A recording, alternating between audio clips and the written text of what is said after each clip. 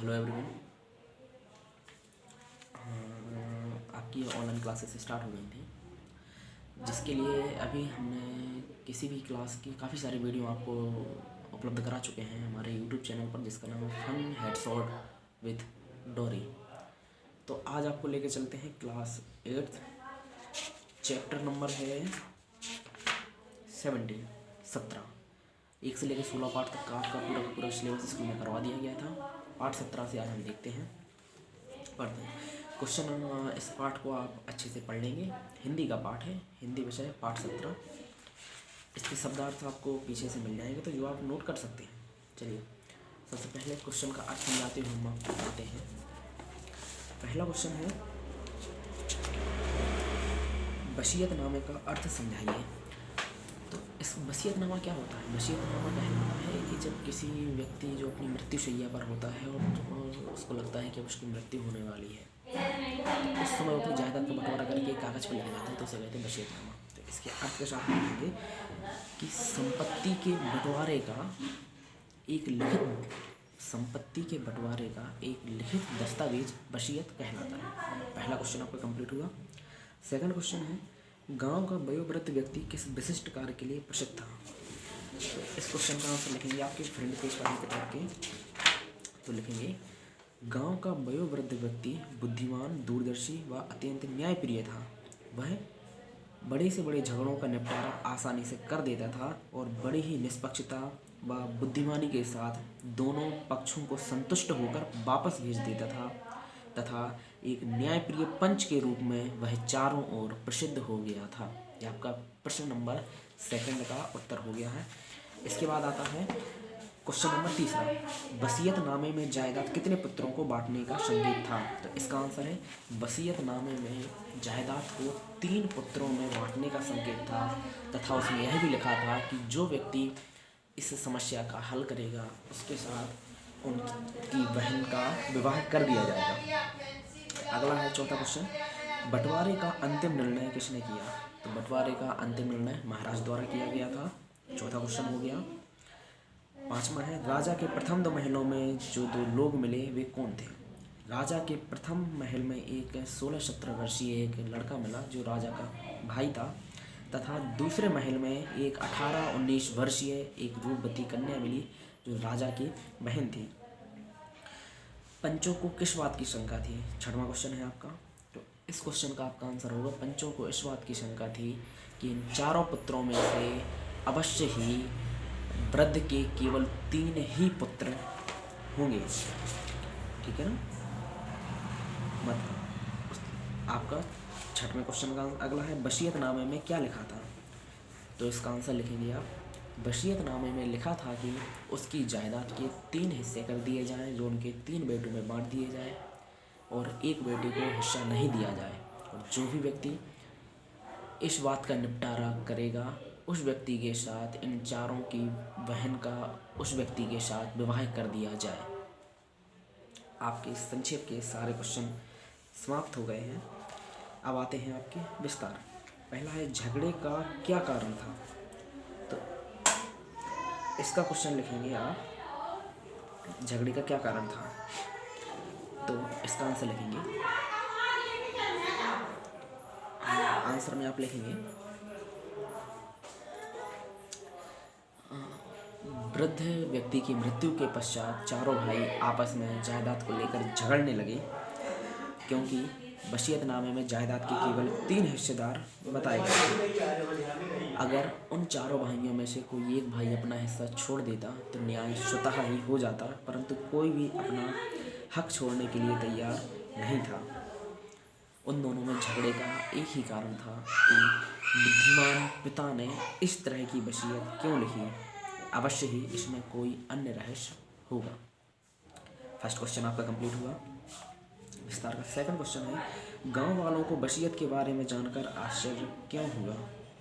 तो आंसर लिखेंगे, गांव वालों को वसीयतनामे के बारे में जब जानकारी हुई तो उन्हें आश्चर्य हुआ, क्योंकि वसीयतनामे में जायदाद के केवल 3 हिस्से किए गए थे जबकि उस वृद्ध किसान के 4 पुत्र थे।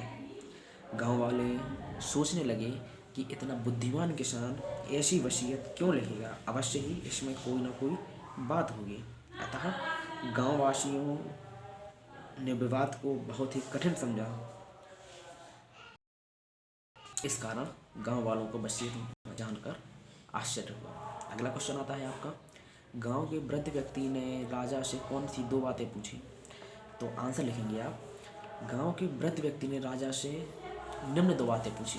पहली बात, फर्स्ट पॉइंट डाल के आप लिखेंगे, पहली बात यह थी कि पहले महल से गुजरते समय जब एक युवक मिला तो उससे आपके बारे में पूछा, तो उसने क्यों कहा कि राजा को मरे तो 3 वर्ष हो गए हैं।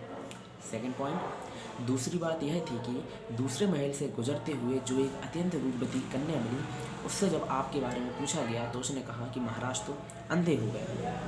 अतः आप इन दोनों बातों का रहस्य बताइए।